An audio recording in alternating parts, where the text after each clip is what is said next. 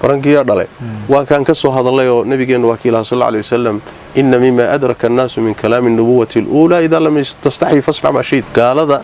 شياطين تشينكا يكو إنسيغا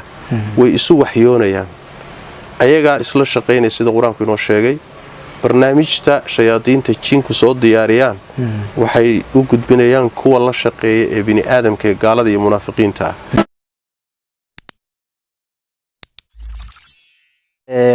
ayantan dambe waxa aad u soo kordhay wax baranki la yiraahdo ustaadi dabaan ina aragto ma garanayo marka baranki muxuu yahay horta ina tafsiir yar naga siisid halkee inooga yimid yaani ustaadi muqdisho aad looga isticmaalaa meel kasta hadda caadi ka noqotay in laba qof oo soo heshiisay oo isbursanaysa ama koox isbursanaysa wadadii adoo socod ay ka hor yimaadaan budad iyo faasas wata ay qofkaas ay ka naxshaan ayko kaftan iyo sheeko kale ama dadka inay ka qosliyaan u dan leh kaliya ama nin xaaskii isku sameeyaan macnaa xaaskii ay qarinaysa kaamirada meel ku qarinayso ama nin ka xaaskii uu kaamirada ka qarinayo ka bacdina xogaa yar oo qalqaldan uu sameeynayo wuxuu leeyahay bal waxaan ogaanayaa xaaskii ficilkii sameey doontay bal ila arka inta hore uu soo duubaya ka bacdina wuxuu leeyahay xaaskii bal wixii ficil sameeyso aragno marka bulshadii in badan barangi meel kasta oo furtay hadda barangi un baa yaala marka ustaad arrinka ka waran برانكيا دلي برانك شيطان با دلي waa gartay maalin walbana magac cusub iyo barnaamij cusub buu bin aadamka u keenaya naam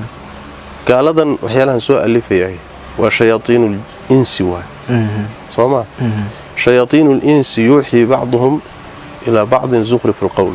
gaalada shayaatiinta jinka ah iyo kuwa insiga ah way isu waxyoonayaan ayaga isla shaqeynay sida quraanku inoo sheegay barnaamijta shayaadiinta jinku soo diyaariyaan waxay u gudbinayaan kuwa la shaqeeya ee bini aadamka gaalada iyo munaafiqiinta iyagaasina bini aadamkii kale u gudbinayaan waxyaalahan marka wax duruqdii shaytaanka lagu lumay waay soo garan haddii maadsi loola jeedo masaladu waxaan ila qosol ay yiraahdaan ay tahayna ayadana wax weeyaan muxuu ahay waxa ku jira fuxshi badan baa ku jira haddii ay waxyaalahan kale ka sheekeynaysta uu yahayna waa kan ka soo hadalay oo nabigeena wakiil sallallahu alayhi wasallam inna mimma adraka an-nas min kalam an-nubuwati al-ula idha lam tastahi fasna ma shayt